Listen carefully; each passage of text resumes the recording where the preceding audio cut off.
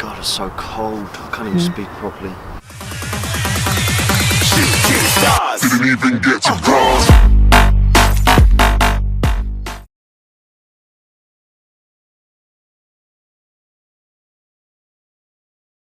Hi guys, Chris here from Coach My Skills. Coming today here with another short video for you. I've had a couple of requests about this one, so today I'm doing soccer fitness.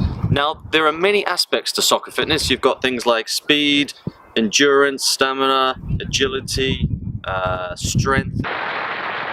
So only today is what I want to focus on is building that base fitness. So if you're starting from like an off season and you're starting to work into a season that's upcoming and you're in pre-season with that and you want to start from the bottom and try and build that base up, that's the sort of fitness that I'm talking about now. So I want to just talk through three different types of training that you can do to help improve that soccer fitness. So just before you get started with any fitness work, of course it's important with these things to warm up properly. Now I'm not going to talk about a warm up today, maybe we'll do that in another video, but make sure that you warm up properly.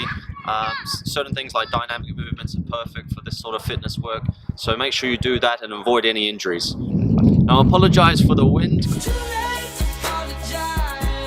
It's quite strong here, so hopefully it doesn't affect the sound. Now the first training type that we'll speak about is continuous training. Now the clue is in the title with this one, continuous, as you can see there. So it's a form of training that is a low aerobic training, so you're doing it at low intensity, but you do it for a longer period of time. So that's something like, you know, if you're going to the gym, you're 30 minutes on a bicycle, a low intensity, keep it going for 30-40 minutes. It's a long period, so this is a good sort of training to begin with. It's a baseline training. So for the first, I would recommend for the first 1 to 2 weeks of your initial training of your off season, you stick to continuous training to try and build that base up of your fitness. After you've built that base up of your fitness, after 1 to 2 weeks, you can start moving on to these other different types of training I'm about to speak about.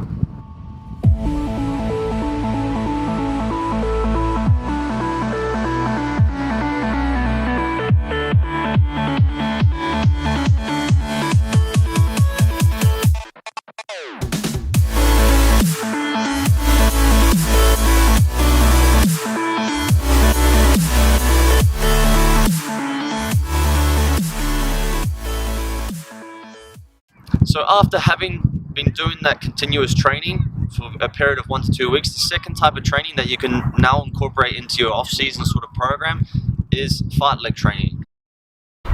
Believe it or not, that fartlek training means speed play in Swedish, of all languages. So for me, fartlek runs are like the holy grail for soccer fitness. What they are is basically, it's like a small surge of increased speed, and then you follow that up with coming back to your normal zone and recovering and then trying to repeat again. So it's very much specific to a football game where you're making short dashes, short sprints, and then you want to try and recover as quickly as possible. So they're perfect for football and something that you need to incorporate to build that soccer fitness base up.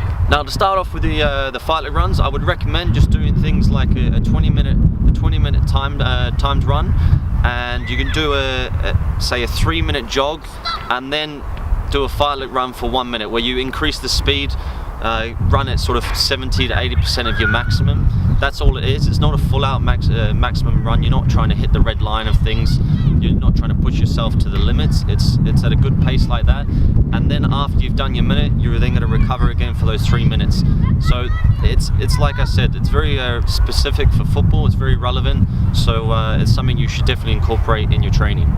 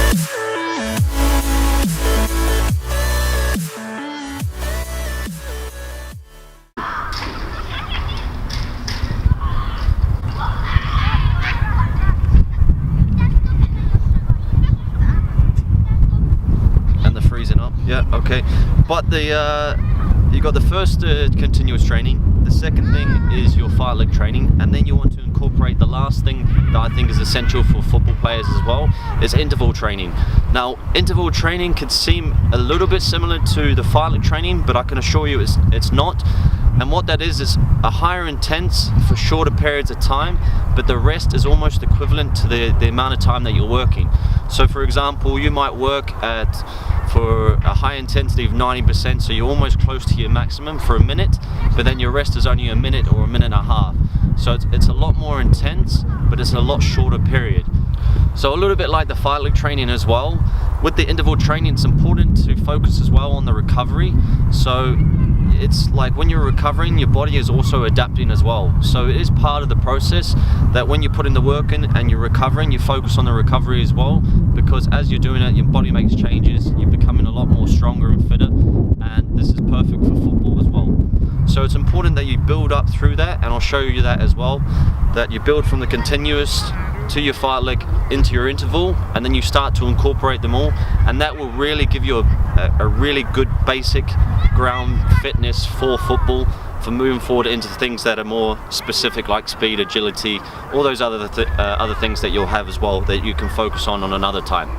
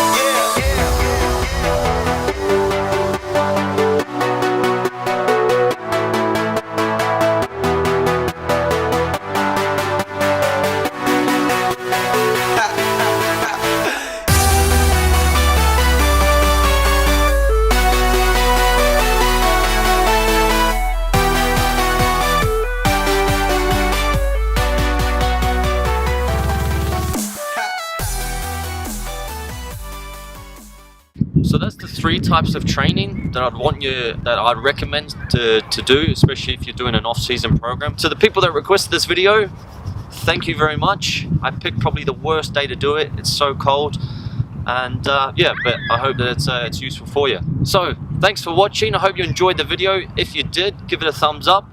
If you feel sorry for me standing in the cold, give me a thumbs up as well, and I'll see you in the next video.